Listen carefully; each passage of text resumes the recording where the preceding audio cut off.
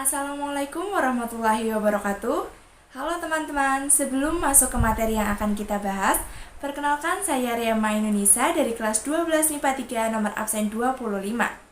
Nah, materi apa yang akan kita bahas kali ini? Simak video berikut ini. Materi yang akan kita bahas kali ini yaitu masa kepresidenan Jokowi I, yaitu periode tahun 2014 hingga 2019.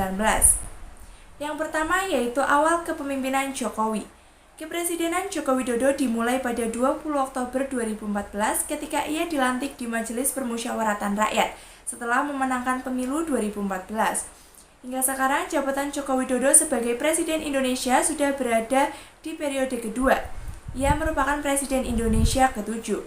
Kepresidenannya didukung penuh oleh partainya yaitu Partai Demokrasi Indonesia Perjuangan atau PDIP. Selanjutnya, seperti apakah kampanye dan perjalanan pemilihan Jokowi? Sepanjang kampanyenya, Jokowi menghadapi berbagai macam isu, terutama dalam perihal suku, agama, ras, dan aliran atau sara. Isu lain pun terjadi yang mengatakan bahwa Jokowi merupakan calon presiden boneka sang ketua partai Megawati Soekarno Putri. Kampanye hitam putih pun kerap menyerangnya. Isu pertama mengatakan bahwa aslinya ia merupakan seorang Tionghoa beragama Kristen. Selain itu, perjalanan saat pemilihan presiden tahun 2014 merupakan salah satu yang terpanas.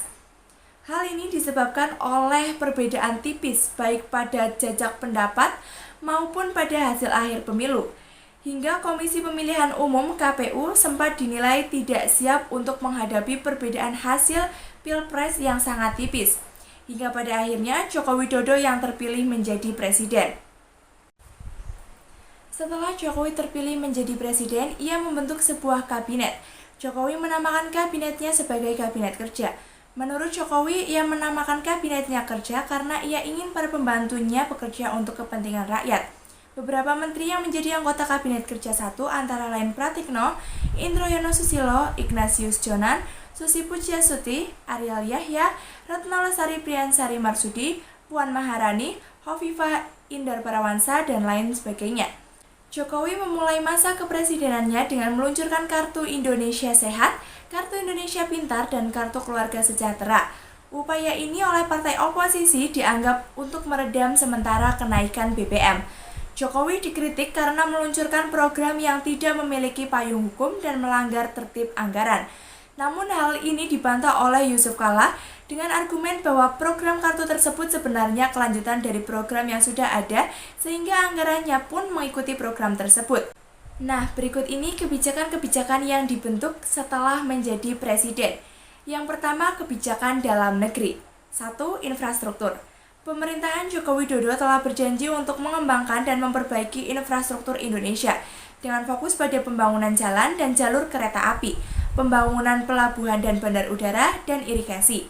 Pada 2016, pemerintah mengalokasikan anggaran sebesar 290 triliun untuk infrastruktur, alokasi infrastruktur terbesar dalam sejarah Indonesia.